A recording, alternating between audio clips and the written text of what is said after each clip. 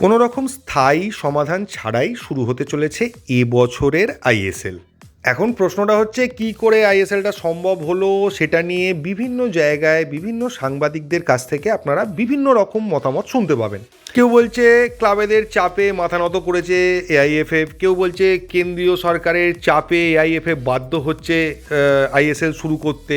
কিন্তু বাস্তবে যেগুলো জানা যাচ্ছে সেগুলো কিন্তু কোনোটাই এটার সঙ্গে মিলছে না। যেমন ধরুন, ক্লাবেরা বলেছিল যে স্থায়ী সমাধান বা 20 বছরের জন্য কমার্শিয়াল পার্টনার না পাওয়া গেলে বা সেই বিষয়টা ফাইনালাইজ না হলে তারা খেলবে না।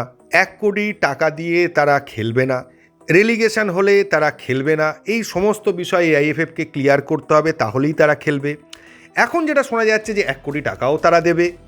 রেলিগেশন হবে কি হবে না সেটা নিয়ে এখনও একটু আলোচনা বাকি আছে এবং সুপ্রিম কোর্টের এখানে একটা ভূমিকা আছে, কারণ সুপ্রিম কোর্ট বলেছিল যেটা রেলিগেশন থাকতেই হবে। তো এবছরের জন্য যদি ছাড় দেওয়া যায়, তাহলে সুপ্রিম কোর্ট যদি বলে যে না এবছরটা ছাড়া যাবে, রেলিগেশন না হলেও চলবে, তাহলে করতে পারে।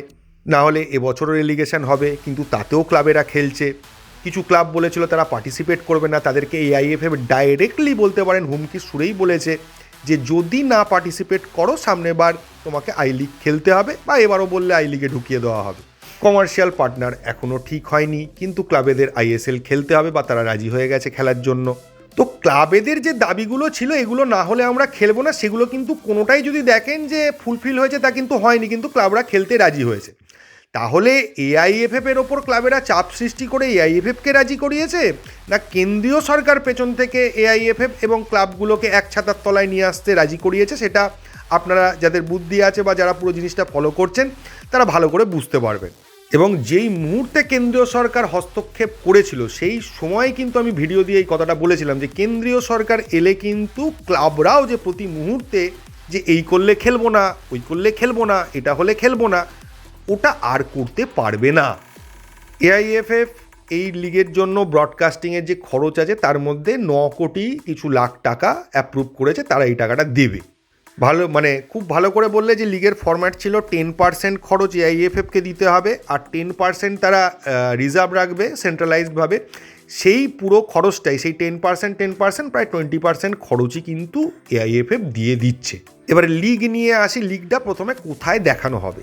ব্রডকাস্টার খোঁজা হচ্ছে, ক্লাবেদেরই দায়িত্ব আছে ব্রডকাস্টার খোঁজা। তারা যদি কোনো ব্রডকাস্টার খুঁজে না পায় তাহলে ডিডি স্পোর্টসে বা দূরদর্শনে এটা দেখানো হবে এবছরের আইএসএলটা।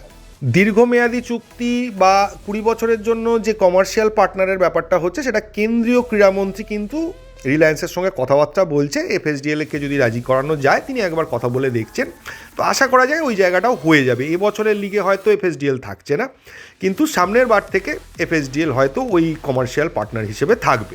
এবং পুরো বিষয়টা নিয়ে আপনারা অনেকেই এআইএফএফকে পুরো দোষী সাব্যস্ত করেছিলেন বা অনেকেই শুধুমাত্র এআইএফএফ এর সমালোচনা করছিলেন। দোষটা এআইএফএফ এর যতটা ছিল ততটাই ক্লাবগুলোরও ছিল, এটা আমার মনে হয়েছে। মানে উদাহরণস্বরূপ বলতে পারেন যে একজন স্কুলের টিচার সে ক্লাসে স্টুডেন্টদের কন্ট্রোল করতে পারছে না, যে হচ্ছে এআইএফএফ, এবং স্টুডেন্টরাও ডিসাইড করে নিয়েছে আমরা সবাই মিলে একসঙ্গে পড়াশোনা বন্ধ করে দিয়ে ফেল করব, ফেল করে এই টিচারকে ক্লাস থেকে বা স্কুল থেকে তাড়াবো।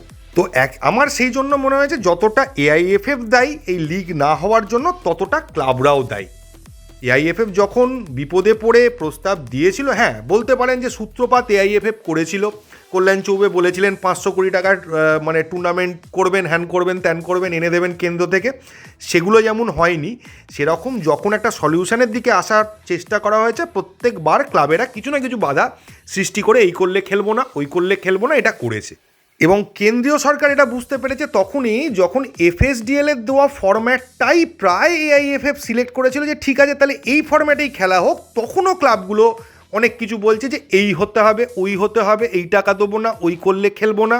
তখন কেন্দ্রীয় ক্রীড়ামন্ত্রী বা কেন্দ্রীয় সরকার বুঝতে পারছেন যে শুধুমাত্র এআইএফএফ এর প্রবলেম নয়, ক্লাবগুলোরও এখানে প্রবলেম রয়েছে।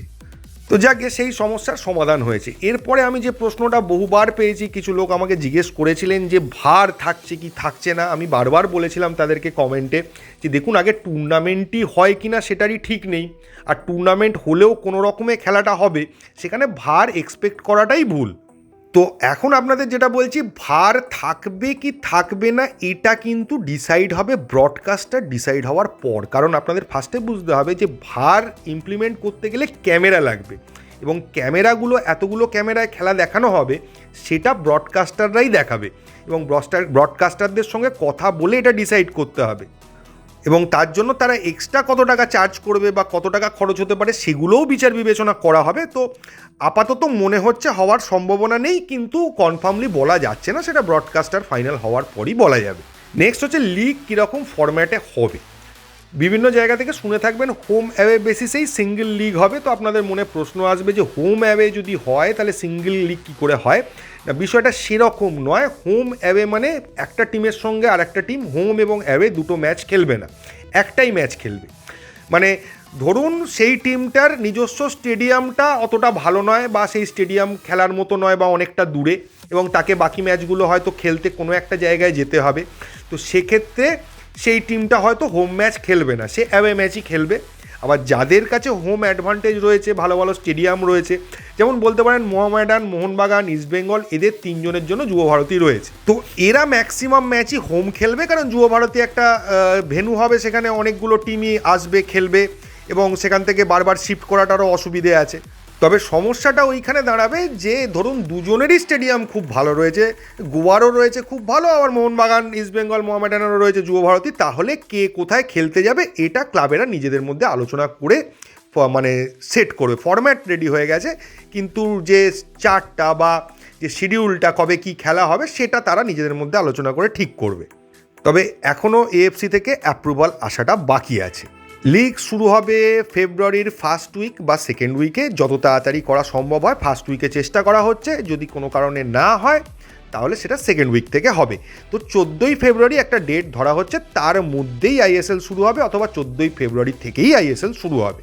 আরও যেটা জানা যাচ্ছে, টোটাল 91টা ম্যাচ হবে, এবং সব টিমই পার্টিসিপেট করছে, তারা জানিয়ে দিয়েছে। যারা এতদিন সব অপারেশন বন্ধ করে দিয়েছিল তারাও পার্টিসিপেট করছে, কিন্তু তার মধ্যেও কিছু লোক ভিডিওও দিচ্ছে সোশ্যাল মিডিয়ায়, বলছে যে কোনো রকমে আইএসএল হবে, জঘন্য আইএসএল হবে। সবাই জানতো, কে জানতো না? যদি সেই ইউটিউবার না জেনে থাকে তাহলে সেটা তার ফল্ট। আমাদের এখানে প্রত্যেকটা সমর্থক জানে যে এবছর আইএসএল কখনোই নর্মালভাবে হতে পারে না, এবং এটা নিয়ে আমি ভিডিওতেও বলেছিলাম, আমরা সমর্থকরা মেনলি চাই খেলাটা অন্তত হোক, বলটা অন্তত গড়াক, সে যেভাবেই হোক না কেন, তো সেইভাবেই হবে। কেউ এক্সপেক্ট করেনি যে এবার একদম জাঁকজমকপূর্ণ আইএসএল হবে। যা হবে সেটা অ্যাকচুয়াল কীভাবে যাচ্ছে, যে পুরনো আইএসএলের থেকে ডিটোরিয়েট করছে না বেটার হচ্ছে, সেটা আপনারা পরের সিজনের আগে বুঝতে পারবেন না। পরের সিজনটাই হবে অ্যাকচুয়াল ইন্ডিকেশান যে কি হলো, আমাদের লিগটা ডিটোরিয়েট করলো না আরও বেটার হলো।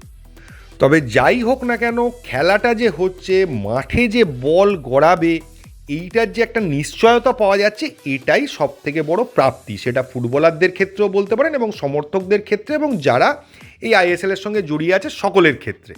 শুধুমাত্র হতাশার খবর তাদের জন্য যারা ভেবে রেখেছিল এবছর নর্মালি আইএসএল হবে, হোম অ্যাওয়ে করে আইএসএল হবে, যেরমভাবে হচ্ছিল যে একটা 8-9 মাসের টুর্নামেন্ট 2 মাসে একই রকমভাবে হবে, সেটা যারা ভেবেছিল তারা হতাশ হতে পারে। এবং এই 2-3 মাসের টুর্নামেন্টে যে কোনো রকম কমার্শিয়াল পার্টনার পাওয়া যাবে না সেটাও আমরা জানতাম, সেটাও আমি আগের ভিডিওতে বলেছিলাম, যে কারণ টিভি থেকে এবছর ব্রডকাস্টিংয়ের খুব বেশি লাভ বা সেখান থেকে কোনো টাকা আসার সম্ভাবনা খুব কম, কারণ T20 ওয়ার্ল্ড কাপ আছে, আইপিএল আছে, এগুলো ক্ল্যাশ করে যাচ্ছে। তো স্বাভাবিকভাবেই যারা কমার্শিয়াল পার্টনার হতে চায় তারাও চাইবে যে এই বছরটা তোমরা বাবা সামলে নাও, এবছর করতে গেলে অনেক টাকা ক্ষতি হতে পারে, এই ক্ষতিটা তোমরা একটু সামলে নাও, সামনের বছর থেকে আমরা বুঝে নিচ্ছি বিষয়টা। তো আমার ব্যক্তিগতভাবে মনে হয় এবছরের লিগটা শুরু হয়ে গেলেই, খেলা শুরু হলেই দেখবেন কমার্শিয়াল পার্টনারও ভেতরে ভেতরে আস্তে আস্তে ঠিক হয়ে যাচ্ছে, বা এফএসডিএল হয়তো 30% শেয়ারটা নিয়ে নিচ্ছে। তার আগে কেউ ইন্টারেস্টেড থাকলেও নেবে না, কারণ বাই চান্স যদি এআইএফএফ বা ক্লাবগুলো বলে না এবছরের ক্ষতিটাও তোমরা বহন করো, তোমাদের তো 20 বছরের জন্য দিচ্ছি, মানে পার্টনার করছি, তো সেই কারণেই কেউ এই মুহূর্তে এগোতে ভয় পাচ্ছে। আগামীকালের ভিডিওতে জানাবো যে এবছর কি কোন কোন টিম কী অবস্থায় খেলবে, কীরকমভাবে হবে আইএসএল, সেটা ভালো হবে না আমরাও জানি, কোন টিম অ্যাডভান্টেজে আছে, কোন টিমের ডিসঅ্যাডভান্টেজ সবচেয়ে বেশি, সেগুলো নিয়ে আলোচনা করব। এবং রেলিগেশনের ব্যাপারটা এক্ষুনি হয়তো জানা যাবে না, জানতে পারলে বা রেলিগেশন যদি এবছর থাকে তাহলে কিন্তু আবার অনেক গল্প চেঞ্জও হবে। তখন টিমগুলো আর ওই যে ঠিক আছে আমার বিদেশি চলে গেছে, যা আছে জুনিয়র প্লেয়ার সিনিয়র মিলে একটা টিম করে খেলিয়ে দেবো, সেইটা আবার করতে পারবে না, কারণ রেলিগেশন খেয়ে গেলে আবার আই লিগ খেলতে হবে। তো দেখা যাক কি হয়, যেরকম খবর আসছে আপনাদের কাছে পৌঁছে দিতে থাকবো, এবং আশা করি এরপর আস্তে আস্তে খবর আসতে থাকবে এবং ভিডিও আস্তে আস্তে রেগুলার হয়ে যাবে। এই ভিডিওতে এইটুকুই। থ্যাংক ইউ, ধন্যবাদ এবং জয় মোহনবাগান।